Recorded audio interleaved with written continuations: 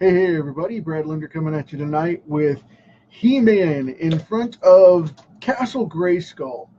Uh, this one's going to be a fun one. I'm really having a good time with this series, and I wanted to round out this set with this big piece to follow up the one that I did with Snake Mountain and with Skeletor. We're going to be taking on the Castle GraySkull in the background right now. I'm going to go as far as I can, and if I can get to it tonight, I'm going to do He-Man and the white lightning that comes off. So give me a second to share this over with the page in the channel so we can get going, and we'll rock this out.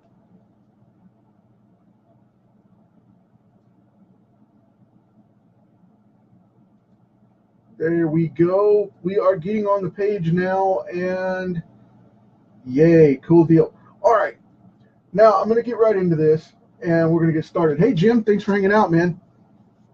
I appreciate it, buddy. Now I'm going to start out with something. I was going to do a little something different. I was going to start out with the castle itself, but what I think I'm going to do is I'm going to go ahead and go into the skyline. So I've got to set up some markers here. Got my paint pens, my trusty Copics.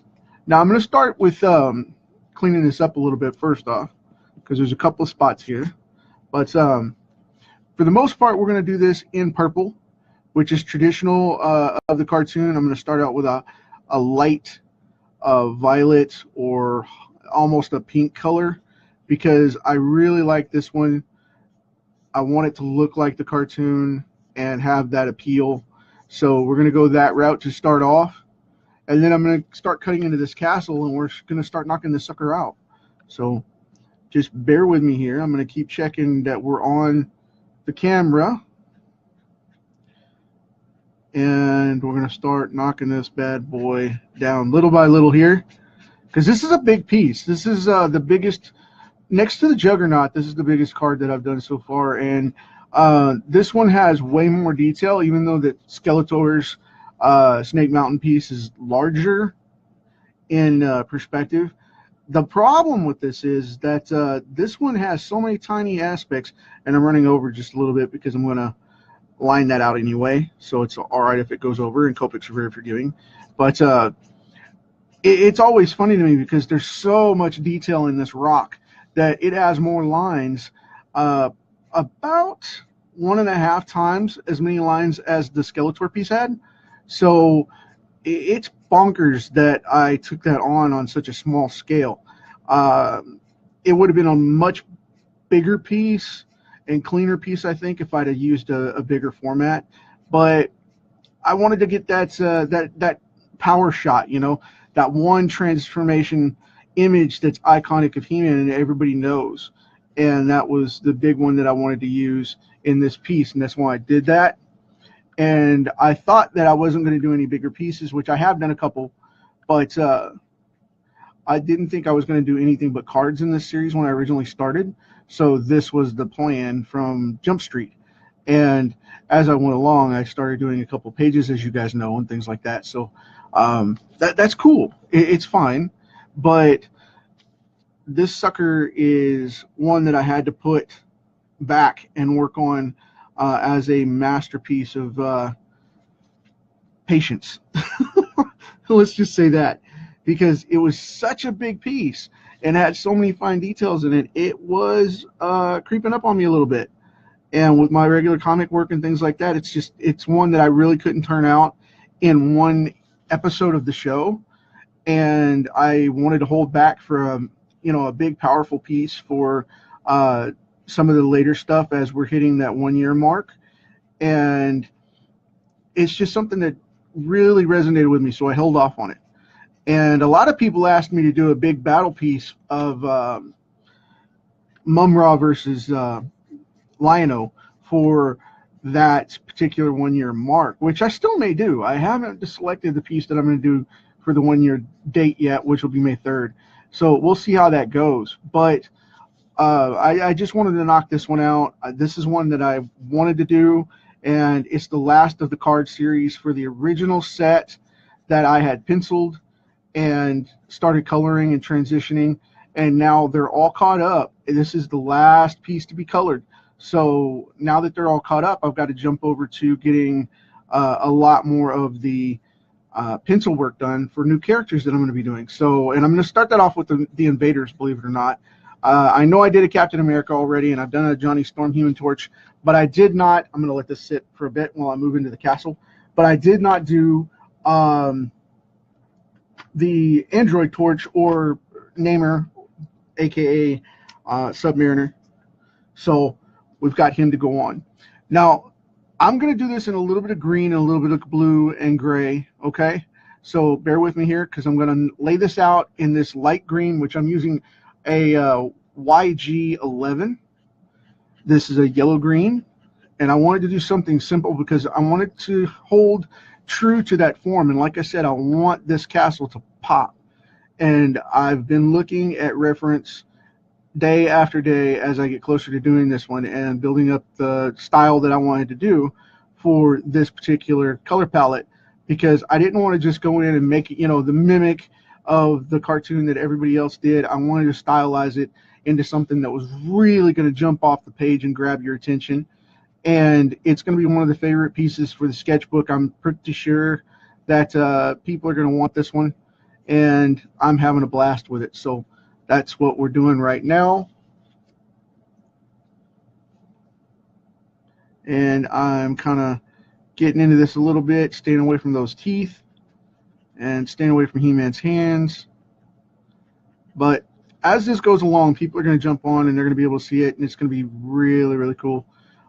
This is a piece that is near and dear to me because this was one of those cartoons that I got to watch and hang out with, you know, in the afternoons, because my brother and I were latchkey kids, and that was one of the things, you know, we had to stay at home by ourselves, and we were really young back in the 80s, and he was actually born in 80, and that was one of those things where we connected with those cartoons in the afternoon, and it gave us, you know, security and something to do while we were hanging out and, you know, taking care of our chores and our homework. And then we got to sit in the afternoon and watch He-Man and got to hang out and whatnot before everybody got home, so we didn't have to worry about that. But this is one of those things I really connected with as a kid, because this show started in '83, and I was about 9 or 10 years old at the time. And I tell you what, man, it's one of those things that really changed my perspective on what could be done with animation when these series came out, because you had Thundercats right after, you know, you had G.I. Joe in '84, you had He-Man in '83, you had G.I. Joe in '84, you had Thundercats in '85, and they were just killing it, man. They were just killing it, plain and simple. They were just killing it. Filmation was an awesome company, and I really enjoyed all of their stuff, and they were just crushing it in the 80s. A lot of people don't know these cartoons other than the manga counterparts of the later series that came out, and man, I tell you, it's just one of those things. This is nostalgia at its best for somebody that loves classic cartoons. And, you know, I'm not talking about going with the absolute classics of, you know, what the 60s kids grew up with the Hanna-Barbera stuff, because that's where it all started with the superhero genre of comics. And when comics were hot, the cartoons hit just as heavy when, you know, the new Marvel stuff came out during the early 60s, and the DC Comics got a revival, you know, reboot and revamp during the 60s as well, with the Batman television series and the revamped comic book storylines coming back out and the craze hitting all over again. It was nuts to see that happen, because what you ended up getting was this really cool vibe to where cartoon companies said, okay, well, cool. You know, they're making toys and comics. We're going to make toys off of cartoons. And that's what, you know, Mattel and Filmation and all these other companies got together and did during those times, when we all got all those cool toys and all the cool, you know, storylines and action figures and of course comic book versions as well. So this is something that resonates with me because of the fact that, you know, Image in comics pretty much did the same thing Hanna-Barbera did to cartoons. And a lot of people don't realize that. You know, I mean, they weren't first, but they did it better. marketing wise than Marvel and DC did, because Marvel and DC were selling direct to store. Image went everywhere. They went into bookstores, they went into magazine stores, they went into toy stores. They did everything possible. And if they couldn't get into the store because they didn't have an outlet, they created it. You know, Todd McFarlane came out with his toy lines, and he created his toy company so that he could create the action figures for the Image guys and not leave them hanging. And then you had, excuse me, you had, Tom McFarlane going into the toy stuff, and then you had like Rob Liefeld as the next level of that, going into all of the animation and heavy broadcasting stuff, because they went straight to DVD, they went straight to cartoons, they went straight to animated series that went everywhere, man. They went everywhere. And they appeared at every kind of show possible. They started, at comic shows, and then moved into their own appearances at animation stuff and toy fairs and all that good stuff, and did the crossover promotions. And like I said, that's just a phenomenal thing that that hasn't happened since in either area of cartoons and animation or comics. And we need to get back to that basic, because that's not what we do now in entertainment here. But yet Europe and Japan and most of Asia, they've all gone off and put cartoons primetime, and we haven't done that yet. We haven't done that yet. The Simpsons was the main course of primetime cartoon animation that we've had. We've had the Family Guy, later on, and we've had King of the Hill and a couple of other things, but we've had nothing really breakthrough that competes with them on the action-oriented type of thing, because they do shows in animation that we do live action, or that we ignore because of the fact that they can't be done live action very well at that point. But it just depends on when they come along. And now it's all coming back full circle to where we have this stuff coming out. And He-Man is one of those characters that broke the mold and came back in the early 80s cartoons, the mid 80s cartoons, and tore it up and totally changed the aspect of what we do as comic artists and animators today. And they had a lot of influences, and they shipped this stuff over to other countries, Asia mostly, but they sent it over to other animation studios and things like that to get it done.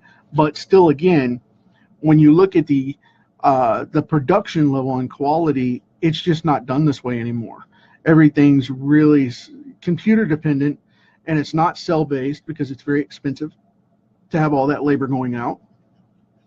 But if companies go back to those techniques and that quality and use the technology as a privilege, which they can do. I'm turning this to make sure I don't miss any spots, by the way. If they step back and look at it from that perspective and go back to basics, it would be a phenomenal raise in comics and cartoons all over again. And with the movies and things that are coming out at the quality they are, there's no reason for the animation not to be better, because the animation is limitless and a third of the budget in comparison, by bare minimum third of the budget. So they just need to look at that and start getting back to basics on that and see where they're at and what they can do with it. But I'm not, I'm just a comic guy. I'm just a comic guy. But anyway, I know a thing or two about this. Just a little bit. But it's one of those things where we have to start looking at the concepts of business in a different way. And if you're not willing to innovate, you're dead. And that's something that sometimes going backwards is the way forward, if that makes sense. So just a little knowledge there. Thought I'd throw that down. But I am mapping this bad boy out, and we almost have our base coat in. Almost. I know this is a big one. So I'm trying to get all of this going and not warp these cards, because these 4 cards are just scotch taped together on the back, just to show you how I did it. See, Boom, boom, boom, boom. Done deal. Yay, us. Now I'm going to bow that back over so I can flip it without bending it. Don't bend the card. Stop it. Don't bend the card. But yeah, it's one of those things where I really, really love doing this stuff. And this is one I'm going to take into account like I did the Mumra piece. So it's going to be eating up a lot of my Copic ink. And I'm going to do it justice here. Big time. This is going to be phenomenal. Yeah. Now I know I'm going simple line here, but I know this is very clean for the most part and very, very one note right now. But trust me, I'm basing this out because I like to build this stuff up. And I'm going to be doing a couple of different mediums in here too, because I'm going to be grabbing the inks right now with the Copics, building it up as we're talking along here. And then I'm going to go in and I'm going to put out the fire here of the Copic inks with a little bit of pencil overlay and a little bit of white ink later, so that we can have this done, because we've already got our base coat. Yay, us. All right. Now, Mr. Jim O'Reilly. Hey, buddy. Oh, my goodness. That dude is nuts. Gonna go into a little bit of this base here. I was going to do it a different color, but I think I'm just going to go across and knock it out, and then we'll build it up from there. So just for time of an expediency here, I'm going to go ahead and knock this out with this being the base coat, so we have the white covered. There's no white left in the card, man. You killed it. And a lot of people will go along and say, you know, well, you didn't have the lightning. Why didn't you leave out the lightning? You know, because most comic styles would have the breaks in the lines and would have the field around here and would be like this. With modern white inks, we can do that. And I'm not one to normally outline characters in white, and I don't plan to here. I'm just going to be putting in the white for the lightning over the top. I'm trying to change direction on the way I go with my brush here so I don't wear the tip out. And last little piece here. We've got it laid down. Yay, us. Okay. Now when I go in and put in this green, I'm going to go ahead and finish this up on this one. I'm going to grab some blue next, and I'm going to start building this out. And I know this looks crazy, and you guys are going to be like, don't do that, don't do that.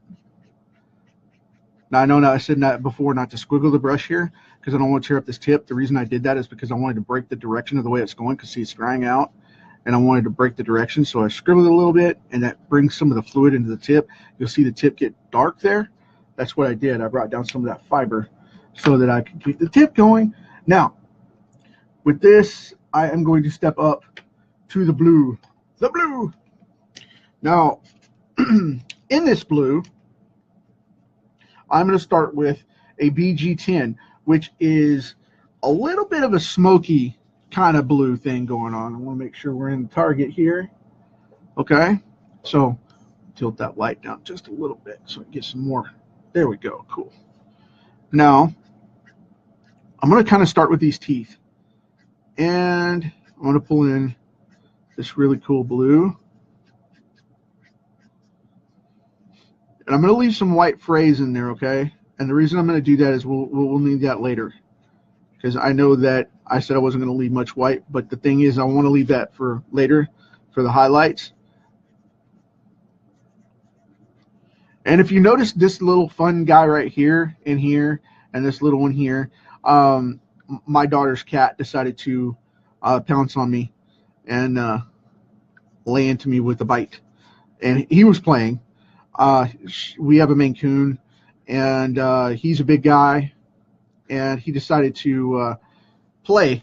So it was my fault. I threw a hand towel on him at lunch, which, you know, it was just like a kitchen towel kind of thing.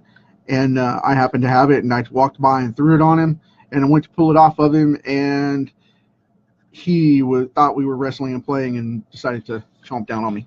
So, battle scars. Battle scars, battle scars. But it's all good. Nobody got beat. It was funny. Of course, I'm not going to beat him anyway, but still, you know, most people reacted and squashed the cat. But, you know, didn't want to go that route, so I kept it civil. But anyway, now I'm going to go in with a B000. Now this one is a little bit of a more richer blue. Got the gray thing going on, so I'm going to set this aside to this end here before I wipe out all the Copics off the board and you hear a big funny crash, which would be awesome because it would be funny. But let's not bring that to the party right now. We didn't invite that mess. So anyway, we're bringing down these blue teeth, and the reason I want to do this is because I want to kick out that background blue first off, because when he gets the power marker across the sword, this highlights and it turns a really bright bluish green kind of color depending on the rock that it hits.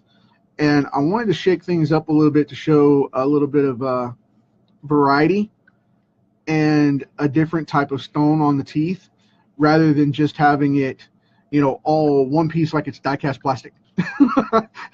I'm not big on that. I'm really not. So I'm going to add in these little details in these shadow areas with this same blue, and we're going to pull some of that down a little bit. And I know this is funky at the moment because it's kind of like, man, you're not showing us anything here. All this stuff's blending together. It will stack, and it will be massive, massive fun. Okay, just bear with me, because this piece that I'm building up right now is kind of like think of it like a tattoo. Okay, you're stacking the colors, and it takes a little bit of time because you have to let the color adjust, you have to let the ink dry, you have to let the tissue rest, which is the paper in this case, and you have to kind of let these things hang out just a little bit. You know, they got to hang out and meld like a good sauce on a spaghetti kind of thing. You know, you just can't go beating them up all the time and not giving it some rest. You got to build up the muscle, tear it down, build it up, tear it down, that kind of thing. Now, in this particular case, we've got all this going on with this wonderful set of Copic color power that we have going on. So hang with me, bear with me here. We're going to get it done. It's going to be awesome. You guys are going to be thanking me for this one. And it's going to be a blast.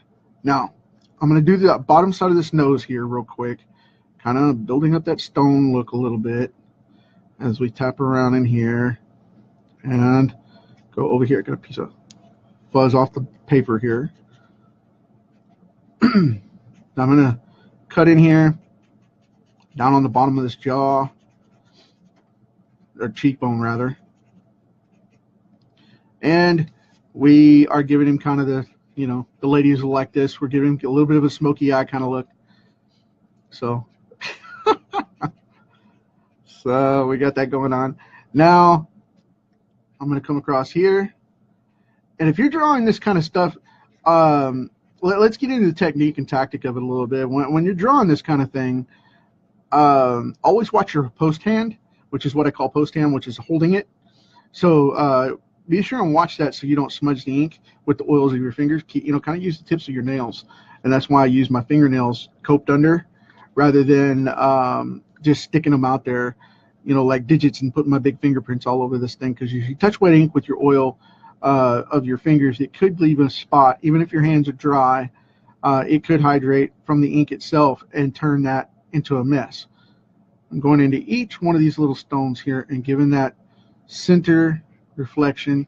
I'm going to leave this open nice and bright for the light to hit it, and go behind this cheekbone a little bit, go over here, and I'm going to keep doing this. And I mean, I know this is going to look a little funky at first because it's like you're not highlighting anything, you're filling it all in and giving it tone, man.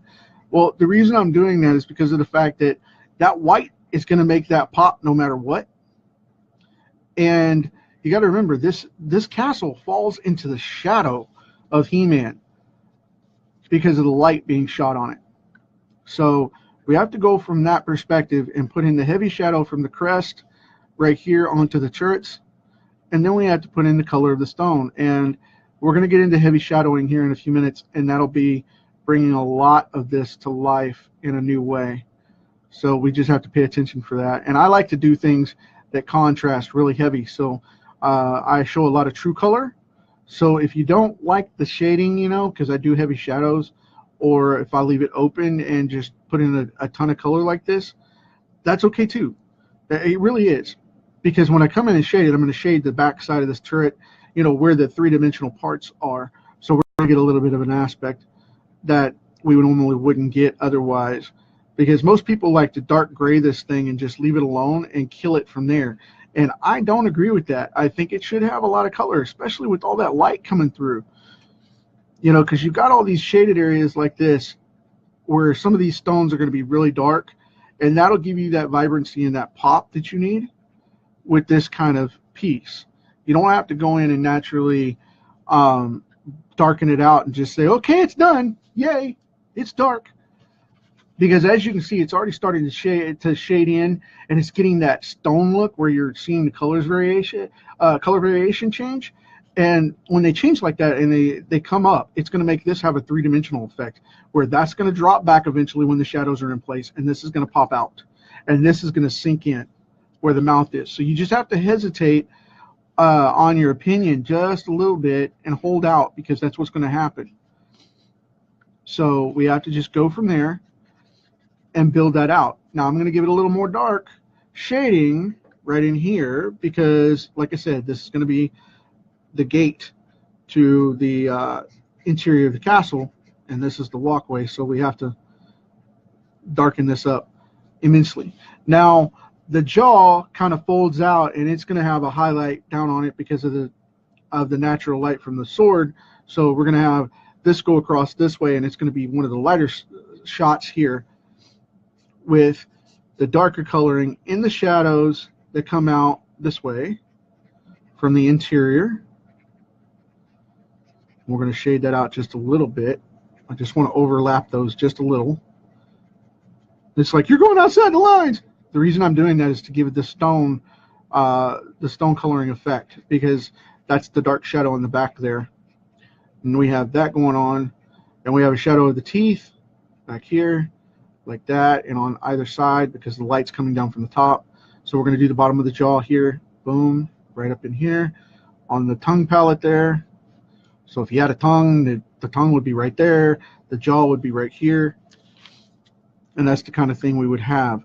But I'm shadowing out this edge because of the fact that the light is going to be shining on this area right in here. So bear with me on that. It's going to show up. I'm just going to kind of feather this out just a little bit into this other green here. Get that right next to his feet. And he's going to cast a shadow, so this is going to be all dark down here. We're going to leave a couple of little broken spots for light to come through. And now we're going to show it off this way as well. Put a hard line there and kind of shade this out a little bit. Need to rotate my pen. Just kind of feather that out just a little bit like that.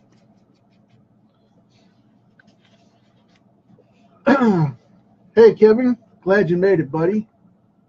Looks like Jay and Eddie are here too. Thank you, thank you, thank you. Hey Jeremy. Okay, now we got the blue in, we've got the green in. Now I'm going to start shading this down a little bit, okay? This is where we're going to get some of the other colors coming in. And I want to grab this one. Hold on a second. I want to grab this one in a flat. Where are you? There you are. Cool deal. I have this in a cube pen, a block pen, but I want to use it. It's a W3. I want to use it in this this brush tip. And the reason why is because of the fact that I want to make everything kind of sink in and get that sandy color, okay, like real stone. So I'm going to go back in to this, and that's okay. I nicked the teeth right there just a little bit, and the reason I did that is because it's okay. It's going to have some gray on it anyway, so it's all right. And I like to do this hand coloring technique to where if it goes crazy and it freaks out, it's all right, man. We'll go back and fix it. It's okay. Because if it appears anywhere else, it can appear there. So, you know, that's the way I look at it. Now, the funny thing about this is whenever you go in here and you use these warm grays or cool grays or toner grays, toners are a little bit harsher because they're a thicker ink and they're more bold in the grays that they use. But when you go into these warmer grays, they're a little bit of a brown, where the coolers go a little bit more of the blue. Okay, so they go towards the red and the blue side of things, to where they have a little more of a brown look to them or a little more gray to them. Either way, you know, a little bit cooler, a little bit warmer. That's the whole point. But when they dry, as you guys will see in a few minutes, when this dries up, it'll get the blue and the green popping through it, and it'll start to come through just a little bit, and that's what we want. Okay, I love this look because this really will pop this thing out, and it has a great stone look to it if you know what you're doing with these colors. You have to be careful not to overdo it though and go too dark, because then you'll get that muddy effect, and it won't give you the impression of stone. It will give you the impression of mud. And I mean by that, it'll turn it either a dark brown or a dark milky gray, and it'll be nasty. So don't do that. Use the colors that are appropriate. We want this to be a brown or red tone in shading, so that's the reason I'm going that route. And right there on that tooth, I want to get that underside of that canine right there with a little bit of that gray. And I want to go ahead and hit that now. Now, and see, like I said, if it runs over just a little bit, it doesn't really matter because it's going to run throughout the stone anyway. So just make sure you don't streak it too hard to where it looks prominent and stands out and goes, that's a gray spot. You know, you don't want to do that. Make it look like it's a color piece to the stone and like it's mixed in and flows, and you'll be fine. I like to catch these darker edges like this and really make these things pop out, and then leave that highlight for that lightning to come down, that magic, you know, magic lightning, as it were. That's what I like to call it, the magic lightning, because that's what it looks like coming down. Now, whenever you do this, go in, shade it out, and leave a highlight. Boom, you're done. You're out. Leave a very nice, strong highlight on top on one side, and knock this bad boy out, because this is what will bring it together and make it have that three-dimensional look everybody wants. Okay? That's what I love to do right there. When I work in graphics, I love to do this kind of thing because this brings it out. And I don't get to do that very often anymore because of the time pressure of, you know, getting stuff done and doing comics and things like that. I really don't get to play around with this stuff as much as I like to. And it's just time restraint, you know. Not constraints, but restraint, because I have to use my time. It's my choice. It's a restraint on my behalf of me putting my time into that focus. So I don't want you to think I misspoke there. I'm telling you flat out, I have to bite my tongue on this thing because it's like, this is so friggin' cool. I want to do everything. And it's like reality check kicks in. It's like deadline. What are you going to do? Are you going to consult the client? Are you going to start the course? Are you going to work on this program? Are you going to write this article? Are you going to write this blog? Are you going to record this video? Are you going to record this podcast? Are you going to draw this comic? What you going to do? What you going to do? Huh? So, you know, and it's crazy. It's reality of it. You know what I mean? And so many people get frustrated at that, and then they end up going, I'm overwhelmed and I don't get to do anything, man. And then they're stomping like Herman Munster. I want it. And if you guys don't know who Herman Munster is, you can look up the Munsters on YouTube. Get a little pop culture. It's cool. But moving on, I'm going to get this down under here and right along this edge. So we've got that going on. And right up underneath this ridge here, I want to put it on the eye. So we have that. And you can see, hopefully, you guys can see how it's going. I've got the camera set back up a little high this time because this is not a little card, you know, because normally working in this space right here. So I like to have it a little lower. Now I've got this big boy hand standing here going, hey, man, how you doing? This big guy poking out here saying, hey. But we got to move on with that. So I'm going to catch this side right here, give it a little shadow from the lip of the overhang. We want to do it like that and give that, you know, those these cheekbones a chance to hang out in shadow just a little bit right over that. Excuse my sniffles coming on. Apparently my allergies are aggravated. Now I'm going to come in and put in just every once in a while, not really a lot, just going to kind of creep it in there a little bit throughout some of these stones. I will put it sporadically everywhere, but what I'm saying is don't go in and gray out every stone completely. Make it an accent kind of thing to where you just kind of ping it in there. It's in the mix and it matches up with the skull and goes back. Because what we're going to have here, with this being the turret, I'm going to come in with a big hard line right here, right along this edge, and show that this is a three-dimensional piece, and that this guy sticks out way in front of this turret. And I'm going to give it a nice shadow right here. So we got to stick that out there. And what that's going to do is that's going to show the GraySkull ridge of the shadow from this front piece sticking out over and in front of everything like this. So we're going to go all the way down there. Boom, done deal. Oh my goodness. My nose is driving me crazy now. It's like, Brad on allergies. Hey! So we're going to knock this out. And like I said, I'm leaning towards one side to show the shadow of the turret without going bonkers with it, because I want the light to kind of reflect on the main pieces. So more of the light's going to show down, like if the light's coming off of the sword here, it's going to refract right across this way. And if I use my pen here, you can see the perspective is going to go boom across that line. That's my light line right there. So we've got that going on, and we're going to knock this bad boy out right over here. And we just want to put in, like I said, some major shadowing, edging kind of things. And we're going to do this all the way down to make these pop.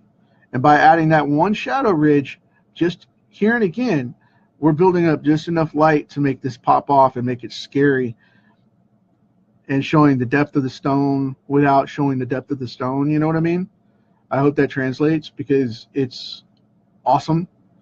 I'm putting the drop shadow on this to where the high points of the stone are getting the most light, and that's what's going to stay green and blue instead of the darker points like this one, which will fall to the side. That one will fall to the side. This one will fall to the side because it's hot behind this black piece that's sticking up. So we're getting just a little bit more of that edge in that regard. And I'm going to tone out that piece. Now I'll drop that one for the black, and so on and so forth. So we've got this cool highlight like this throughout this entire piece. And I really, really want this to show. So I'm coming in with these sharp pieces that are toned down with the ridge lines. I want to put them in, put a little bit of highlight on that side, and then put the shadow where I'm marking here to make everything pop up. So we've got all that going on. Got some really cool stone here. I'm going to put this one down like this one's pointing upward. Boom. Across there. And because of that, it's going to shadow this a little bit because it's going to overhang. It's going to shadow this one a little bit because it's going to overhang. Like that. Now, we got to go back up to the top of the turret here and get the rest of this done. Because with this being the underside, it's going to highlight differently. So it's going to highlight from the bottom, because the light's going to come down across here in the flow. It's coming down in front. So instead of hitting it up from underneath from the sword, it's going to hit it, instead of hitting it up this direction, it's going to hit it down this way, like I showed you. So it's very asymmetrical. So when you want to do that, you want to show the highlight from the bottom. And I know that doesn't sound right, but it is. I assure you it is. And now this piece is back here and dropped off, so we're going to get a little bit of light here and there. And remember, this is the shaded side behind the head here. So if he's down front, down here in the front, because he's a lot smaller than the castle, he's actually going to be lower than that turret. So it's going to show upward like that and go across that line this way again, showing that deep refraction. So you're going to get a lot more shadow on this side than you would otherwise. But now we're going to go back in here, and like I said, we're going to shadow from the top and the sides so it shows that light hitting from the bottom. And now we have that going on. And it's going to hit more of the outside edge over here in that light line. So most of this is going to be blacked out or shadowed. You just want whatever surface you want, shadow around whatever surface you want to highlight, because the highlight is what's the most protruding edge. And if you know that, then you're good to go. You're golden. So we've got all that set up. Now we just got to do this side for this turret. So then we're going to get into some cool stuff with the darker greens and darker blues. Again, we're going to go from that top side, coming in and down, and shadow out where we want the light not to hit. Leave it highlighted for the areas we do want to hit, and we're going to move this out this way. That way that rock looks like it's got an edge to it. And think about these like cobblestones, okay? Think about them like cobblestones. They're they're more of an edged around kind of thing. That's the way that they used to build castles, and that's what the influence was for this. So we're going to have these curved edges, and these stones are not going to be exact. And that's part of the character of them, is the edges that get light and the ones that don't are going to be key to the way it looks as a whole image. So make sure you nail that down. And a lot of people will be like, well, you know, the light and shadow doesn't say that, man. Light and shadow says to do it this way. Well, I'm telling you, you got to experience it from each individual stone. And I know that's a complex thing to do, but as an artist, you've got to figure out and extrapolate what looks good in comparison to that edge. Now, I've got to go back in real quick and do the same thing here before I get that line right there. I'm going to go back in here and get the same thing going on that I did on the other side, because he's standing down front in the center. So this is going to shadow behind the face of the castle. And I know that's going to look rough at first, but it's going to be solid. Okay. Now I'm going to go back in and cut out the rest of these couple of stones here and get this thing going so we can map this out, because we need to get into the deeper colors. And there's another 5 or 6 minimum that I'm going to be adding onto this. So I want to make sure that I get them all and get it to where it's popping off before we even touch on the He-Man figure and the lightning to come. So because we still have to do the skyline too, you know, that's still going to come out that way. So what I'm going to do here is I'm going to go in and do this last bit for this turret, because there's going to be a hard edge right here, which is not going to hit a lot of light. Okay. And then down underneath, we've got to spackle this in from one side. Just go in from one side. Boom, boom, boom. Right there. Yay, us. Okay, cool. Now we've got that going on. I'm going to go on these teeth now. Kind of pull that down. And all I want to do is add that in just a little bit. And if it catches on the edge, like I said, that's no big deal, because that's part of it. But you want to come down like this. Just go on either side of the ridge and catch it. And because it's got that lip over it, you want to have these gray specks come in and kind of tone that down. And you want that shadow side underneath. So we got that going on. I'm going to want to do each of these teeth this way very quickly.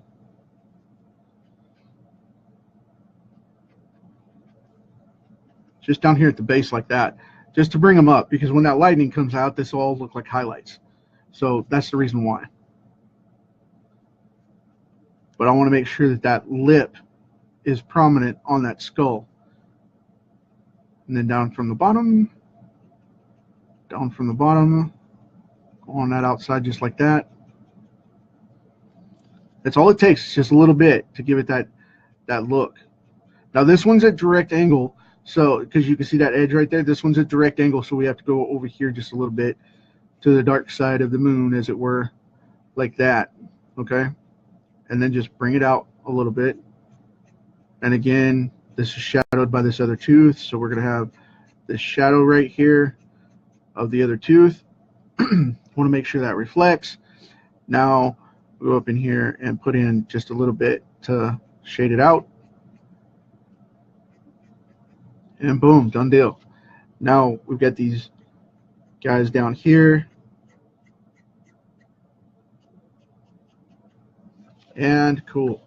Love it. Love it. So I want to do just a little bit of this hard shadow, which is actually coming behind him. So it's his shadow reflecting into that, and that's when we have those coming down, because it's going to be the direct shadow on the ground behind him. So, you know, because I see that all the time. People go, well, you're supposed to put in the highlight, and then they highlight it behind him, and then he has no depth because he has no shadow. You can't do that and still expect the same results. So you got to kind of have that going on, you know. That's the shadow of his sword hand into the lightning. That's the shadow behind him where it's going into GraySkull, and the shadow of GraySkull being highlighted, and the sword casting a shadow underneath, and that's the shadow of his other hand over here, kind of thing, you know. That's what you want, and so many people forget to do that, because you just have to give out the shadow that you can see and make it work for the lighting. But so many people just skip that step, and then they're like, well, you know, it looks great, it's colored great, and it looks lively, but why is it flat? Well, the reason it's flat is because of the fact that you get all this going on and you forget to do the key things like shadowing. You know, you don't do shading properly. I see that sort of thing all the time, and I used to have a big problem with it, and I used to get ripped on all the time because I wouldn't go dark enough. It's like, you got so much light going on, you need to darken it up. Yeah, I know I do. That's why I'm here and you're griping at me. So editors were forever telling me, you know, you need to darken your stuff up. And I would get clients and graphic work, and just, they would be like, well, you got to get this stuff darker. You know, the editors or whatever were in charge of it, the managers would freak out. And I had to learn that the hard way, because I don't want to shade the stuff, and I know it gets too dark on occasion, and that's a big thing for me. I don't want it to get so dark that you can't enjoy it. Excuse my sniffles there. So now we're going to go into the next one, and this is going to be really, really cool, okay, because this is going to make it have that harsh pop that everybody wants, okay. This is going to give it that dark GraySkull, you know, I remember that toy look. So that's what we're going for here. So you guys hang with me on this one, because it's going to be a blast. Hey, Brian, thanks for making it on, man. And like I said, if you go over the edge a little bit, don't worry about it. You know, it's okay. You can white it out, black it out, move it on, whatever. I mean, as long as you don't, like, go down the middle of He-Man and color him, you know, purple, you'll be all right. It's really forgiving, because you're going to spot check this stuff throughout the whole image anyway, so it's not going to really matter. Don't be afraid to go in there and get it done just because of the fact that you're afraid something's going to mess up, because, you know, you can always color that back later. And like I said, with everything going on, I'm going to blend this in just a little bit, but with everything going on in this thing, it's not really going to matter, because it's going to pop up at the end of the day anyway. So just hang 10 with it, ride the ride, make the curve, and go for it, you know.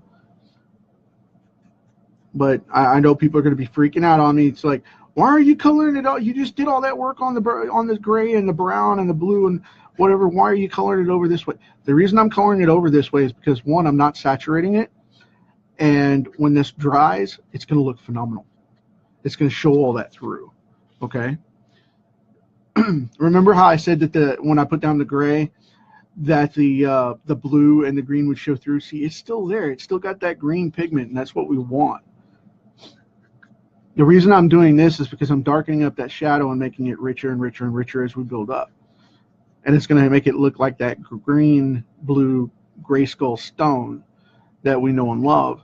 And it takes a little bit. It takes a little bit. You got to trust the process. So I know it's a little hectic at the moment, a little freaky, but if you want this to shine out, you're going to have to trust it. Trust the process.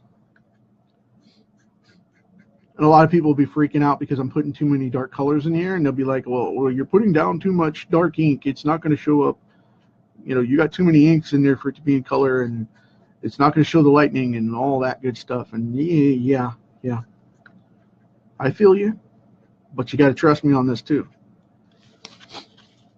Because I've been doing this for a little bit.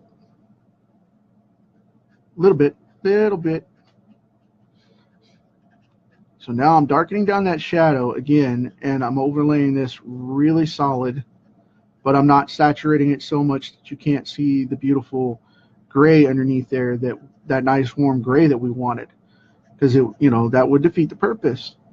So I'm not really going to the edge. I'm just lightly brushing this so that we're going to get that contrast and that color in there with a clean line, but we're not going to have to worry about it fading out. Okay, that's the big thing. I don't want it to fade out.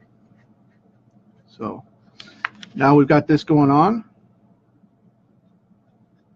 Okay, I'm going to brush that off just a little bit to cover some more of that gray, and then right down here I'm going to get that going like that.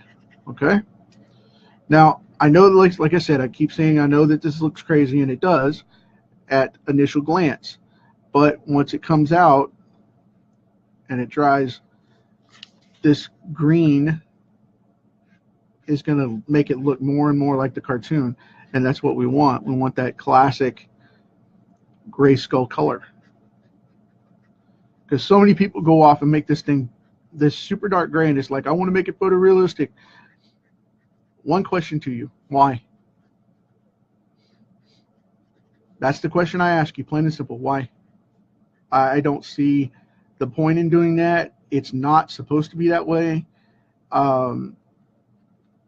It's not supposed to be overwhelmed like that. It's not supposed to be overrun like that. Okay? It's just not. It's really not. It is supposed to look like the cartoon and be resembling and reminiscent of what it's supposed to be. And so many people fail to do that on so many levels. So we've got that going on. And like I said, now we've got to go in here on the nose just a little bit, though. Even though it's going to be one of the high points for the source of the lightning to hit, I still got to go in there and color it properly and get that going with these accents. There we go. Cool deal. All right. Now, remember how I told you it was going to be highlights, okay? This is all highlights. This is all shading, and the light's going like this down the turrets. Now we've got to come in from one side. We do not want to go in and do all this on here, like on the face, because the face is more defined with different hard angles. With these, we just want to come in like this in these hardest shadows on the far side. I don't want to go in and black all that out by washing it in different colors and, choking out the light, because that's not the point. What you do to make it look three-dimensional and pop it out to where your light line shows is you leave the light line with the highlights, and you put those dark shadows in on these edges at the furthest edge of the light. And what will end up happening is you'll get that three-dimensional look that everybody strives for so much. And just like that, again, excuse my allergy sniffles here. It's decided to hit me hard this evening. Coming in, trying to decide where I want to go with this because I don't want to overwork it. Yeah, I'm going to leave that alone because that looks good to me. So now I'm going to come across and get these dark points. Boom, boom, boom. Done deal. This is the way the light contrast on the stone, so this is the way we want to do it. And here it's going to be a little different than those little stones on the other side, because this turret is a little bit bigger. So we're going to go in with just a little bit harder color separation and a little bit more of the divide, just like that, right along that edge there, because these stones are sticking out perfectly. Just adding a couple of specks here and there for dark divots, maybe war shot patterns or something, you know, like the castle's been shot with catapults or mortar or something. In this universe, everything is based on technology as well as old school castle warfare, so you never know what they're going to throw at it. Magic, catapult balls, you know, whatever. Cannon fodder. Leaning over to the side of the table here to grab my stuff because I had a couple of markers fall off, so bear with me on that. But now I'm going to go in here and drop back this next piece right here to make Castle GraySkull really show some depth, where He-Man could actually walk back in there and just go, okay, you know what, bite me. This is what we're going to have, and you're going to take this with a grain of salt because I'm going to lock you out and you can't have it. So, because the whole reason for Castle GraySkull and the Power Sword, Skeletor wanted it to get into an alternate dimension and bring his magic demons and monsters and whatever over. And that's part of the thing about the He-Man storyline that I find so cool is, you know, he is an original time traveler or interdimensional demon that is not given quite the props, because it's, you know, the show was tongue-in-cheek. It was fun. It was meant to entertain you and make you laugh, and it was funny to watch Beastman get hurt, you know, or his animal turn on him because he lost control of thought or whatever it may be. I mean, it was humorous, but you had to consider the fact that everything that they were doing in that show was kicking it out way harder than a lot of other places were. I'm looking to grab my next pin here. This is a yellow-green 23. This is going to be great for this. Now I'm going to come in with these warmer spots here and just these heavier shadows, and I'm just going to kind of darken them down just even a little bit more. And I know people are going to be freaking out about that, but the thing is, I want to take these dark spots and go in just a little bit more to make them a little bit richer before I go into some more of the blues to make them heavy and stick out, okay? And I'm just doing it on the face here. I'm not going to do it everywhere, but I just want this bold ridge cut of this castle to stand out like this. And a lot of that won't unless we have these dark spots to make those other colors shine. So, and if you're wondering, this is a yellow, it's a YG23, a yellow-green 23. And this is going to make it pop a little more rather than, like I said, I want it to pop a little more and be a little richer rather than toning it down with the gray or a washout. I want it to hold up a little bit better. So that's where we got it. Hey, thanks, Jim. I appreciate it, man. So I think we've got them up. I want to do this eye real quick. This eyebrow right there. I think I've got that headed that direction because, like I said, I want it to really pop off and spark. And I just want to put a little more yellow in there so it looks a little more revitalized and a little more rich. So that's the reason why I'm going over this with this color. So, and like I said, I'm just touching the darker spots because I want it to come back up. When you go down, that's the cool thing. You can mix in a little bit of a different color and revitalize it and lighten it back up. And Copics are very forgiving in that regard, so they will step up and give you that extra boost you need. And as you can see, it's starting to get a little more yellow, a little more green, rather than the blue and the dark gray that I put on. So we're starting to get that tone to it like it's an animated piece, and that's what I want. I want it to pop out.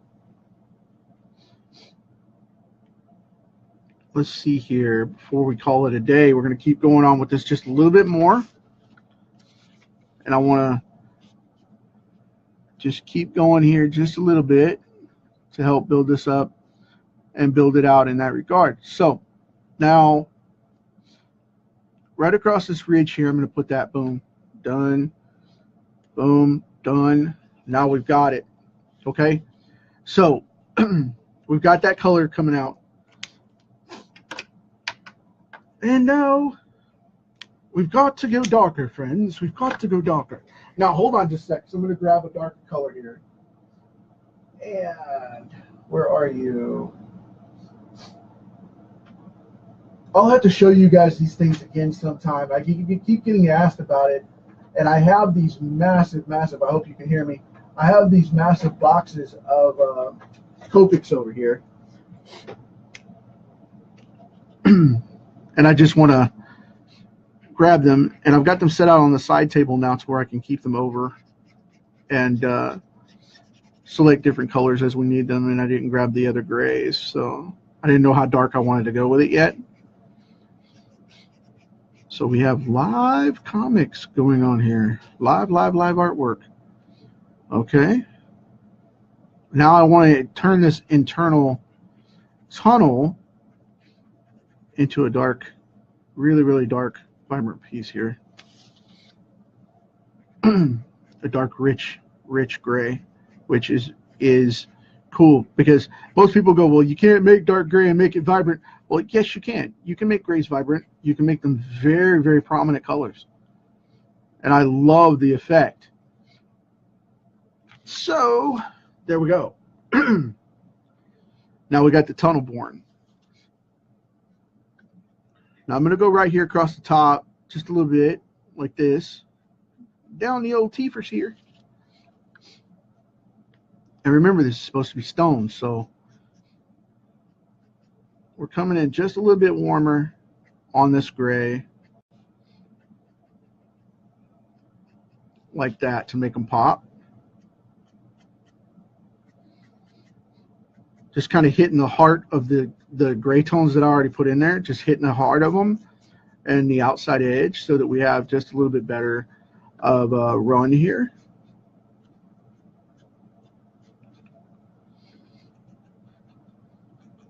And there we go. Cool deal. And just kind of highlight the tip of that, because that's an exposed piece. It's a pie.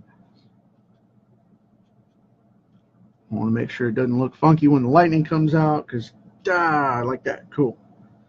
Now that we have that one going on, what I'm going to do is I'm going to step over and get some blues. And this is going to give it that that funky, what color is that kind of effect, okay?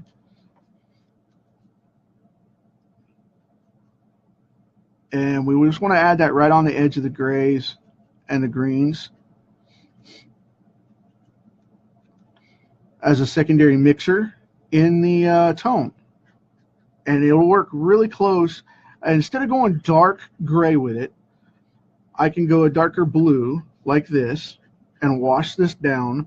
And whenever we come out of this, it's going to have that gray stone kind of look like we want.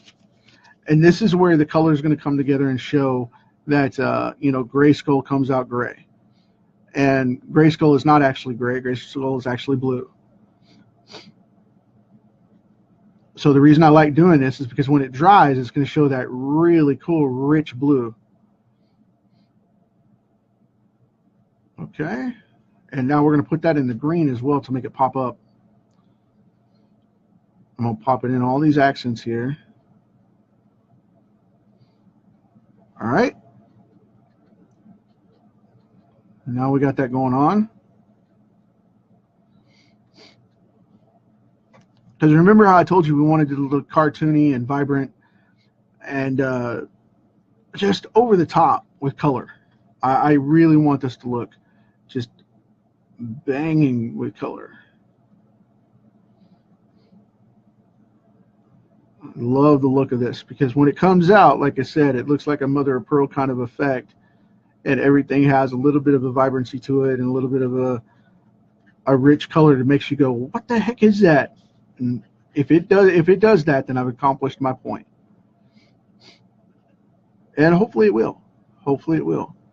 because I just want to give it hints of stuff to where it looks like the metal is not necessarily earthbound minerals that are in there, and where the stone doesn't look, you know, typical, because that was the big thing. That's why they went with bright colors and alien colors, as they picked purples, greens, blues, and a lot of that stuff. And the reason was is because they wanted it to look alien. They wanted it to look familiar, but yet look different. This piece is nuts right now. Absolutely freaking crazy. So we've got all this going in. I'm going to put some hard blue in here on these shaded greens, make this kind of pop up and get a little bit of an electric look. And I don't want to overwork everything, so I'm kind of wiggling it in here just a little bit, sporadically at best, because I don't want it to look overwhelmed and overworked. And if you saturate the lines specifically each time the same way with the same colors or the same palette, you'll burn it out. Okay, don't do that, because you want everything to bleed through just a little bit to show all the work that you've done on these colors, because that is the biggest #1 downfall of using Copics. People go too far and then they'll be like, well, you know, you washed it out, there's too much going on, or there's too little going on. That happens too. And you just kind of have to work it out and do the thing here and knock it out. See, very cool. Now I'm going to do this other side real quick. Obviously, got to balance it out. Pop in some blues. Now, but just pay attention to where you're putting them, because you want them to be on the shadow side, because you got to remember you're going to do the work here, and you don't want to ruin that by popping in a blue on the wrong side and having it wash it out or look in the wrong spot and look peculiar, because they'll be like, that's a dark spot and that's a light spot and that's on the wrong side, because you'll make the texture of your rocks look different or whatever, and it will make them look rough. It'll make them look flat, what it'll do. But I'm just kind of going over these grays and these dark greens and pulling it all together to where it works. So now we're going to kind of shade this in. And I'm going to put just a little bit down here. Not much. I'm just going to kind of wash this in just a little bit down front here. I don't want to do that completely because I want that to stand out. So this is really coming off. Now we have to get into something I don't like to do, but I'm gonna anyway. I'm gonna go with a cooler color gray. I'm gonna grab a couple real quick. Where are you? There is. You ever notice when you need something you can't find it? Let's see. There's one. There's two. There's three. Cool deal. Got it. Sorry about that. Now I'm gonna go in. Okay, that C3 is going to be too light. C7. I'm going in with a cool gray 7. Now this one is going to get dark, and like I said, I don't want to contradict myself because of earlier. With this one, you got to be very careful and just use this sparingly in the darkest points. This is where you're going to give the false illusion of black. Okay, and by doing that, you have to go in like at the dark points where the hardest ridge shadows are. And if you overdo this, it will look ridiculous, because you'll black out everything and you'll be going, well, that was fun while it lasted. So don't do that. Just put it in very lightly and get out of Dodge. Because I see so many artists go in and do this. And this is, you know, if you're a comic book fan, you'll understand this. You know those comic books that you look at and you know they're just colored way too dark? I mean, people have seen those, right? You guys have seen those. You know that they're colored way too dark. And you know that they're coloring because it's digital and it looks darker on the screen, and then they go off and print it, and then it just looks like garbage. Have you ever seen that? Always color a skew lighter, and I say a skew sparingly, but Go a touch lighter than that, okay? Always go a touch lighter and brighter when you start your palette. That way you end up with your highlights in place, and always go brighter than you think you should. Because if you don't, you're going to end up washing everything out. And it's vicious when you do, because then you get those comics that nobody wants to read because it's too gray or too dark or too washed out. And it looks great on your computer screen when you do it. And then when you get it back from the printer, it's like, what is this? Everything's too dark. It's Predator Requiem. What did you do to my comic? And, you know, by that point, it's too late, of course. You can't go back and fix it without recoloring it and putting it back for a month and a half to have all that done, which makes it fun. It really does. Makes it fun. No, it doesn't. But anyway, just go out and share the love. You want to share the what? Yeah. It's always interesting to see those comics come out, and then people are like, man, I did it too dark. What did I do wrong? You just answered your own question. But again, it is what it is. So pay attention to that kind of stuff, because you have to pay for it later. And you'll pay for it with your comics dearly. Now, I know I put in this blue, and I know I said I wasn't going to put in too dark of a gray and all that good stuff. But the thing is, I've got to tone this out to where this rock pops. And when this dries, it is going to look freaking awesome. Okay? Just bear with me. It's going to look great. Because this is just the core shadow around the edges, and that's all we're doing here is just the core shadow around the edges. I do not want to work this too much. I don't want to overwork it. I'm just going for that depth shadow to separate the two turrets from the main part of the castle entry. And that's what we're doing right here. This bad boy, I'm trying to break this line up so it matches the stone a little bit. And we're going to go a lot thinner. You see how I fanned that out right there? You're going to want to go a lot thinner and just kind of line an edge just a little bit. And don't make it straight. You want to put a thin line down there about halfway down, maybe 2/3, all the way out to the edge. And you don't want to go all the way across. Make this a little bit thicker on this side, and then go really close right up to that jaw.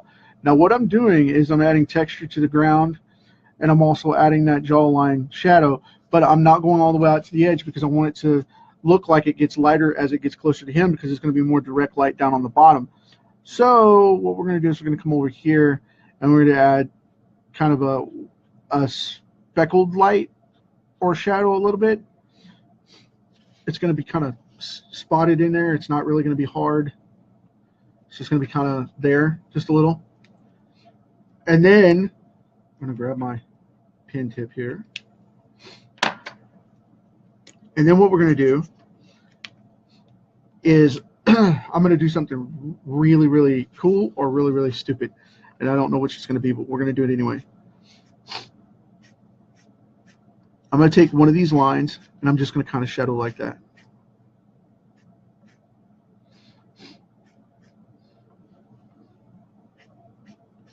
And I don't want to do it all. I want to do it like they did in the cartoon, where they randomly painted pieces and made it shine off into the background. And, you know, it was kind of like those squiggles, like fake water.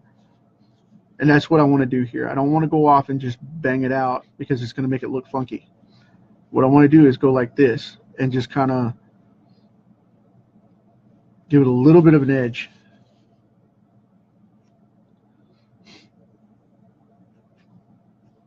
And I just want to do that ever so often, so that it pays homage to the way the cartoon was colored.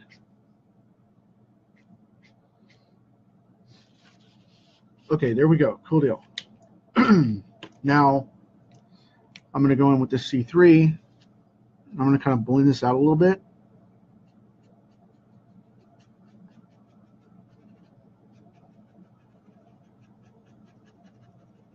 Bear with me here. I'm kind of shaking the table because I'm doing this so light.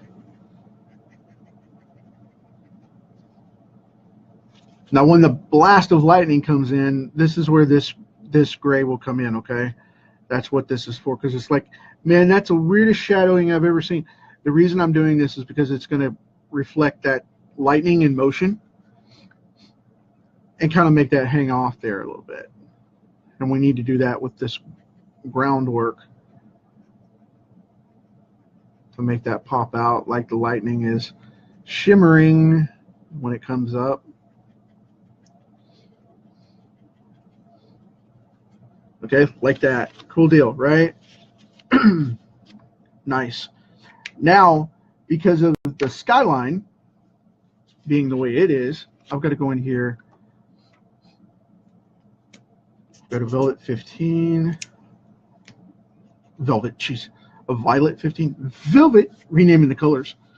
What we're going to want to do is this. You go right in here, and you come up off of GraySkull like this. And the reason you do this is because it's going to be the shadow behind where the lightning is not going to show. Not to us anyway. Okay? Now I know that's funky, and you're like, well, why would you do that? Well, the reason I'm going to do that is because this is, like I said, this is a shadow line for the castle because it's going to be blocked. Because if this thing is lighting up the sky from the core is going to be at the lightest point way above him up in the sky. So it's not going to be back there. It's going to be right in here. So we want to take this and take advantage of it this way, coming out and showing all these cool little squiggles in the night sky kind of thing. Like that. And now we're going to want to do the same thing over here. And yes, you hardline the turret like that. It's fine if you just outline it and bubble it and go, because it's going to be the shadow behind the standing monument anyway. So it's not really going to have to be precise.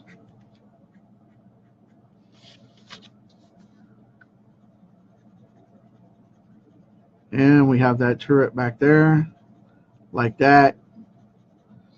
Nice and neat. So we've got all that in place.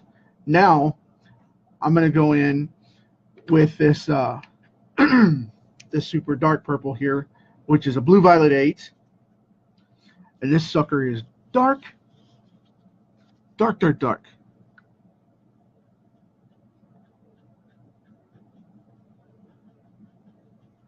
We're going to kind of add that night sky edge.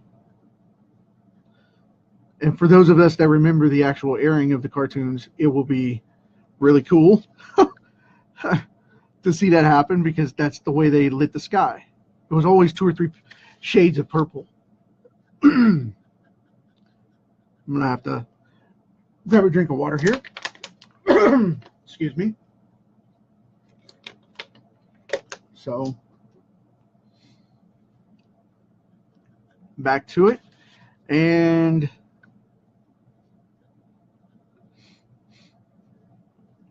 you know the funny thing about that, when people say they're going to drink water because their throat gets dry, yeah, your throat gets dry. You get cotton mouth in your mouth, you know, kind of thing. You get that cotton mouth, dry mouth feeling going on from talking so much. But the funny thing is your vocal cords, it doesn't help your vocals. The hydration comes with keeping your vocal cords hydrated when you drink, but they don't actually get any of the water when you do that. You're moistening your palate is what you're doing. I hear that in speaking events all the time, and it's just like, I need to drink water. My vocal cords are dry. Well, guess what? Your vocal cords don't get wet that way, because your vocal cords are in the side of your throat, in your larynx, where your breathing comes from, not your drinking or eating.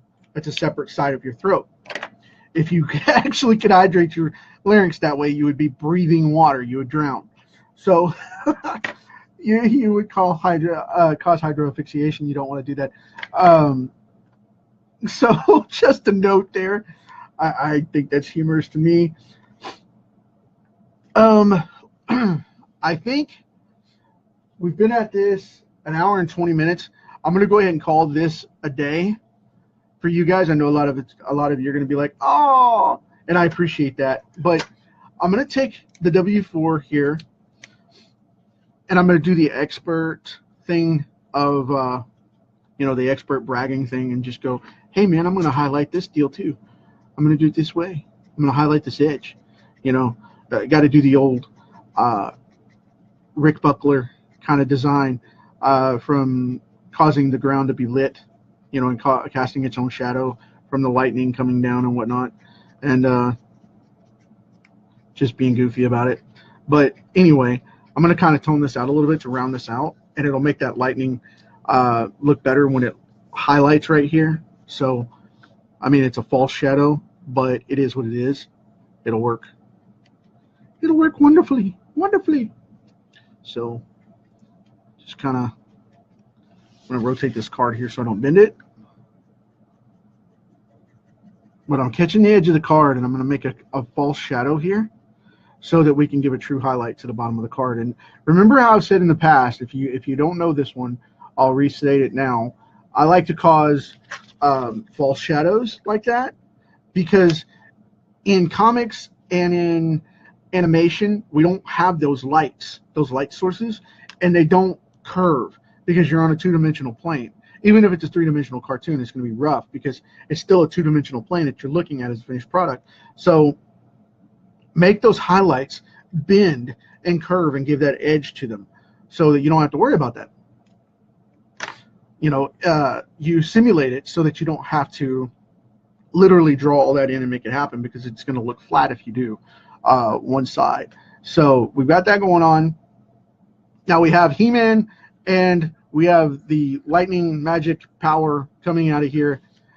So I'm going to call it a day with this one because this one's getting a little long.